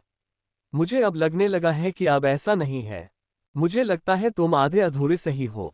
प्राचीन शैतान ने उससे मिरर लेक के बारे में समझाना शुरू किया। मिरर लेक ब्रह्मांडों से जुड़ती है, लेकिन जिस तरह से जुड़ती है वह बहुत खास है। यह असल में दो दुनियाओं से होकर नहीं गुजरती। बाह्य आकाश 33 आकाशों से ऊपर था। यह अंतरिक्ष का एक ऐसा हिस्सा था जो 33 आकाशों से स्वतंत्र था। शुरुआत में कोई बाहरी आकाश या 33 आकाश नहीं थे। दोनों ब्रह्मांड पूर्ण अलग अलग क्षेत्र थे और जीनो टैबलेट उनके बाहर था। फिर गॉड कैस पार्टी की पुरानी नेता कैस ने एक अंतरिक्ष सुरंग तोड़कर दूसरे क्षेत्र में प्रवेश किया। यहीं उसे जीनो टैबलेट मिली। उसने जीनो टैबलेट का इस्तेमाल करके उस जगह को संशोधित किया जिसे बाद में 33 आकाश के रूप में जाना गया। उसने 33 आकाशों और जीनो टैबलेट का इस्तेमाल करके जीनो हॉल और उन पर शासन करने वाली देव आत्माओं को बदलने की योजना बनाई। इस तरह वो ब्रह्मांड की एकमात्र नेता बन सकती थी। अंत में उसकी योजनाएं विफल हो गईं। 33 आकाश ठीक से नहीं बनाए गए थे। जब युद्ध शुरू हुआ तो ब्रह्मांड को फिर से चालू किया गया और इस प्रक्रिया में उसे तोड़ दिया गया। बाहरी आकाश में एक जगह थी जहां अराजकता नहीं बदली, इसीलिए जब 33 आसमान टूटे तो एक जगह उभर आए। यद्यपि जीनो टैबलेट ने 33 आकाशों का पुनर्निर्माण कर दिया था, फिर भी वह क्षेत्र वैसा नहीं हो पाया जैसा होना चाहिए था। चूंकि बाह्य आकाश अभी भी अपने सबसे आदिम रूप में था, इसलिए ये दोनों ब्रह्मांडों के लिए बफर जोन बन गया। दूसरे ब्रह्मांड तक पहुंचने के लिए 33 आकाशों से गुजरने की कोई जरूरत नहीं थी। ये 33 आकाशों को किसी भी आकाश से जोड़ने में सक्षम था। बाहरी आकाश एक ऐसी जगह थी जो कहीं से भी होकर गुजर सकती थी। ये दुनिया के किसी भी कोने तक जाती थी।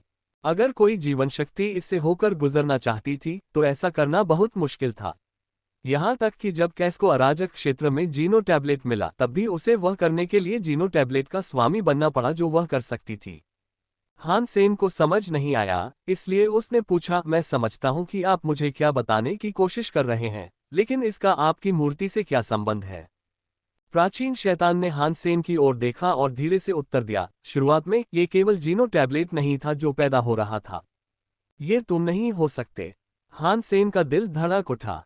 उसने हैरानी से प्राचीन शैतान की तरफ देखा। प्राचीन शैतान ने सिर हिलाया। फिर उसने अपना सिर हिलाया। तुमने फिर से आधा सही अनुमान लगाया है। इस अफरा तफरी में एक राक्षसी पत्थर पैदा हुआ, लेकिन मैं नहीं, प्राचीन शैतान वह था। फिर मिस्टर लीडर ने उस राक्षसी पत्थर को तराशकर एक पत्थर की मूर्ति बना दी। इस तरह मेरा पिछला जन्म हुआ। क्या इसका मतलब यह है कि इस मूर्ति में तुम्हारे पिछले जन्म का असली शरीर है? हान सेन ने अविश्वास से मूर्ति को देखा। उसने झट से पूछा, अगर तुम्हारा शरीर अभी भी यहाँ है तो तुम्हारा पुनर्जन्म कैसे हुआ? अगर यह शरीर की असली शक्ति नहीं होती तो मैं अपने पुनर्जन्म के दौरान अपनी यादें कैसे संजो पाता, जबकि ब्रह्मांड अपनी रीबूटिंग प्रक्रिया की उथल पुथल में उलझा हुआ था? प्राचीन शैतान ने पूछा। पुनर्जन्म के बाद मैं उससे अलग हो गया था। मैं अब उसकी शक्तियों का उपयोग करने में असमर्थ था। क्या आप चाहते हैं कि यह अपने मूल आकार में वापस आ जाए ताकि आप इसे फिर से नियंत्रित कर सकें? हान सेन ने पूछा। प्राचीन शैतान ने अपना सिर हिलाते हुए कहा, अगर मैं इसे नियंत्रित करना चाहता हूं तो मुझे अभी अपना शरीर त्यागना होगा और इसके साथ जुड़ना होगा। ऐसी स्थिति में आप इसे इसके मूल आकार में क्यों वापस लाना चाहते हैं? हान सेन ने पूछा। मुझे ये देखने में बिल्कुल पसंद नहीं है। मैं नहीं चाहता कि मैं हमेशा ऐसा ही दिखता रहूं। प्राचीन शैतान के जवाब ने हान सेन को हैरान कर दिया। हान सेन को समझ नहीं आया, इसलिए उसने प्राचीन शैतान से फिर पूछा, क्यों? क्योंकि मिस्टर लीडर ने नक्काशी में किसी और का चेहरा इस्तेमाल किया है, प्राचीन शैतान ने अजीब तरह से कहा। मैं किसी और की परछाई नहीं सहना चाहता। हान सेन को अब समझ आ गया। अराजकता किसी आदमी की मूर्ति यूं ही नहीं गढ़ देती। मूर्ति जरूर किसी और संदर्भ से ली गई होगी। अब जब उसने सोचा तो अगर उसने प्राचीन शैतान से न भी पूछा होता तो भी हान सेन अंदाजा लगा सकता था कि यह किसका चित्रण है। 80% से 90% संभावना थी कि यह बाओ एर का असली पिता था। ये जीनो हॉल का पूर्व नेता था।